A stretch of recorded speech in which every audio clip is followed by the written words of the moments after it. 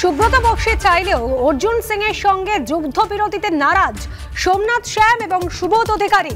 জগদ্দলের সভা থেকে ফের ব্যারাকপুরের সাংসদকে ফাইল করার হুঁশিয়ারি দিলেন তৃণমূল বিধায়ক। আমার কাছে হলুদ ফাইল রয়েছে, নেত্রীকে দেব। দলে থেকে দলকে শেষ করার চক্রান্ত চলছে। জগদ্দলের সভা থেকে নাম না করে অর্জুন সিংকে নিশানা সোমনাথ শ্যামের।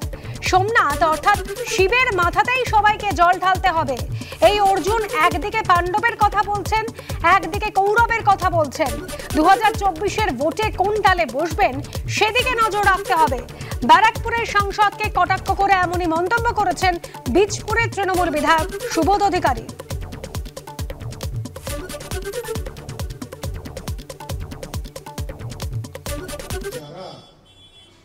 আজকে বলছে মমতা বন্দ্যোপাধ্যায় ছাড়া বাকি যা নেতা আছে তারা হ্যাগারে, তারা কিন্তু সেই সময়টা মনে রাখেনি যে বাংলার বুকে একটাই নেত্রী, সেটা হচ্ছে মমতা বন্দ্যোপাধ্যায়। তারা ভুলে গেছিল সেই সময়। যদি সেই সময় মনে রাখতো, যে 2021-এ যদি তারা মনে রাখতো, যদি 2019-এ তারা মনে রাখতো যে মমতা বন্দ্যোপাধ্যায় ছাড়া আর কোনো বিকল্প নেই বাংলার উন্নয়নের কাজে, তাহলে তারা কিন্তু এই দল ছেড়ে ওই সাম্প্রদায়িক দলে গিয়ে যোগ দিত না, আর এই তৃণমূল কংগ্রেসের আমার সৈনিকদের খুন করত না। তারাই কিন্তু করেছে। তারা আবার নিজের স্বার্থে নিজের দরকারে ফিরে এসেছে। তাহলে ভাই, সেই দিনকে তুমি একনিষ্ঠ কর্মী থাকলে তৃণমূল কংগ্রেসকেই কেন হত্যা করছিলে? তৃণমূল কংগ্রেসের বাড়ি ঘর কেন ভাঙছিলে? আজকে তুমি আবার সাদা পোশাক পরে চলে এসেছো। একের পর এক শুধু তৃণমূল কংগ্রেসের কর্মীর খুন হয়ে যাচ্ছে, আর এর কিনারা হচ্ছে না। এর কিনারা করা দরকার। কেন সাদা পোশাক পরে তারা কিন্তু পালিয়ে বেড়াচ্ছে। তাদের ধরতে হবে, তাদের আনতে হবে। কেন? না হলে আরো খুন হবে।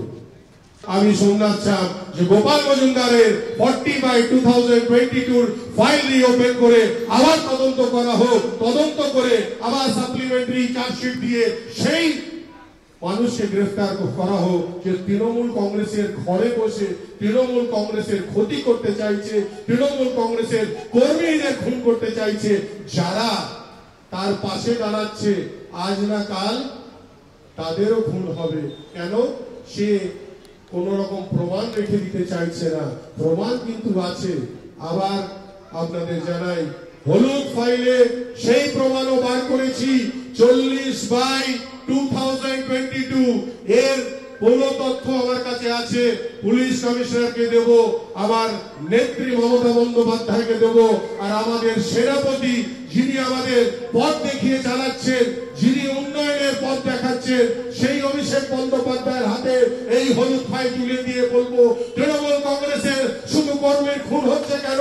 কেন অন্য কোন দলের হচ্ছে না? তাহলে এই ঘর শত্রু ডিভিশনকে তাকে চিহ্নিত করে দেখতে হবে। দলের মধ্যেই আছে তারা, তাদের চিহ্নিত করতে হবে। আমি কোনো ব্যক্তির নাম বলছি না। অর্থাৎ দ্বন্দ্ব এখনো কিন্তু চরমে। সোমনাথ শ্যাম তিনি বলছেন যে দলে থেকে দলকে শেষ করার চক্রান্ত চলছে। এই কথা যখন সোমনাথ শ্যাম বলছেন, তখন সুবোধ অধিকারী তিনি কি বলছেন? তিনি বলছেন এই অর্জুন একদিকে পাণ্ডবের কথা বলছেন, একদিকে কৌরবের কথা বলছেন। ব্যারাকপুরের সাংসদকে কটাক্ষ করে আর কি বলেছেন বীজপুরের তৃণমূল বিধায়ক, শোনাবো এবার।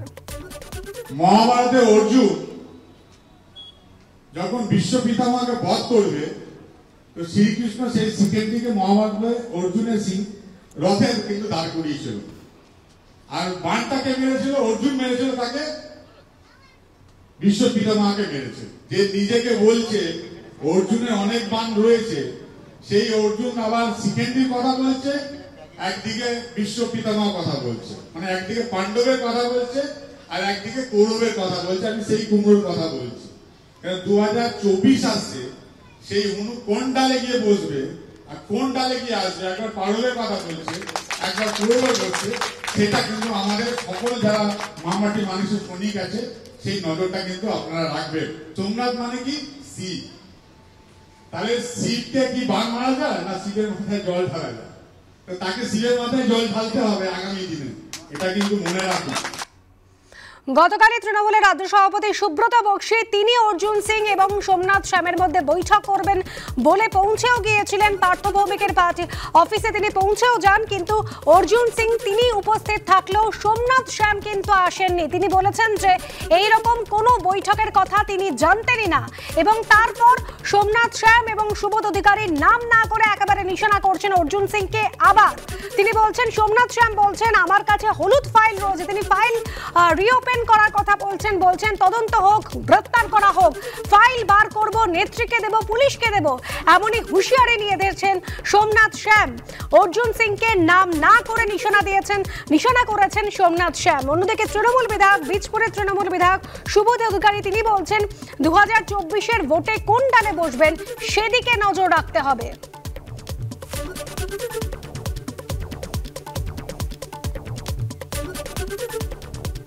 এই মুহূর্তে রাজ্য বিজেপি মুখপাত্র শ্রমিক ভট্টাচার্য রয়েছেন আমাদের সঙ্গে টেলিফোন লাইনে। শ্রমিক বাবু, তৃণমূলের মধ্যে অর্জুন সিং এবং সোমনাথ শ্যামের দ্বন্দ্ব যেন মিটতেই চাইছে না।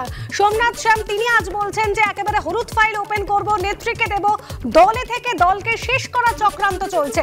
আর অন্যদিকে সুবোধ অধিকারী তৃণমূল বিধায়ক তিনি বলছেন 2024-এর ভোটে কোন ডালে বসবেন সেদিকে নজর রাখতে হবে। দেখুন, এটা দুজন বিচ্ছিন্ন ব্যক্তিত্বের সংঘাত নয়। যে মিটিং সুব্রত বক্সী করতে গিয়েছিলেন সেটা গিয়েছিলেন মমতা বন্দ্যোপাধ্যায়ের নির্দেশে। তিনি বিপরীত পরিস্থিতিতে কংগ্রেস ভেঙে তৃণমূল কংগ্রেস তৈরি করেছিলেন। যিনি গোটা পশ্চিমবঙ্গ নির্বাচনে থেকে ঘুরে বলেন 294টা কেন্দ্রে তিনি প্রার্থী, 42টা আসনে তিনিই প্রার্থী, তিনি নাকি ভবিষ্যৎ প্রধানমন্ত্রীর পদপ্রার্থী। আজকে তার নির্দেশ, এই নির্দেশকে অমান্য করছে, চ্যালেঞ্জ করছে। যে কোনো আঞ্চলিক পরিবারতান্ত্রিক রাজনৈতিক দলে এই ঘটনা ঘটে থাকে, কিন্তু প্রতিদিন কার্যত তার কর্তৃত্বকে, মুখ্যমন্ত্রীর কর্তৃত্বকে চ্যালেঞ্জ জানানো হচ্ছে। চ্যালেঞ্জ করছেন কারা? তাদের মধ্যে অনেকেই হচ্ছেন হঠাৎ তৃণমূল। তারা চ্যালেঞ্জ করছেন মমতা বন্দ্যোপাধ্যায়কে। আমরা আগেও বলেছি, আবার বলেছি, এ ধরনের ঘটনা নিয়ে মানুষের কোনো উৎসাহ নেই। আর মানুষের যে দ্বন্দ্ব নিয়ে কোনো উৎসাহ থাকে না, প্রধান বিরোধী দলেরও সে নিয়ে কোনো উৎসাহ থাকতে পারে না। তবে এটা ঠিকই, 26 পর্যন্ত এই সরকার চলবে না। তৃণমূলের বিসর্জন, তৃণমূলের ভাঙন অবশ্যম্ভাবী।